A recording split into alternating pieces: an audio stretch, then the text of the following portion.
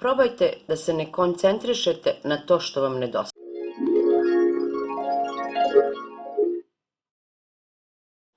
Ćao, Sandra ovde opet sa kanala Kako da promenite svoj život.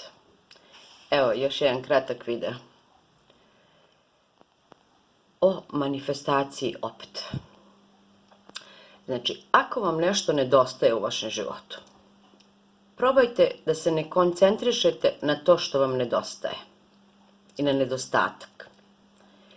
Mora da postoji nešto u vašem životu čime ste zadovoljni, što volite, čime ste zadovoljni sobom samim. Znači, koncentrišite se na ono u čemu imate uspeh i što volite kod sebe, bilo koja oblast da je u pitanju.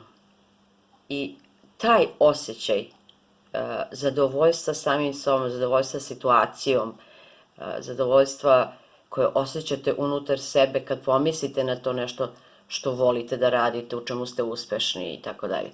Taj osjećaj je dovoljan da bi u vašem životu manifestovalo ono što trenutno nemate ili što vam nedostaje ili čime ste nezadovoljni.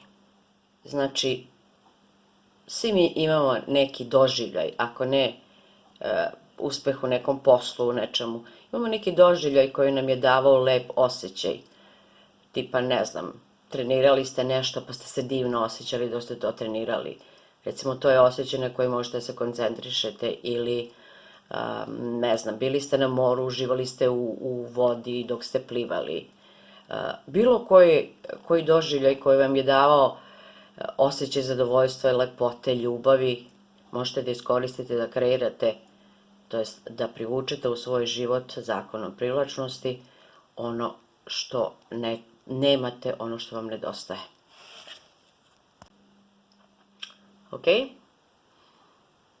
Smok i sijajte kao zvezda jer vi jeste zvezda.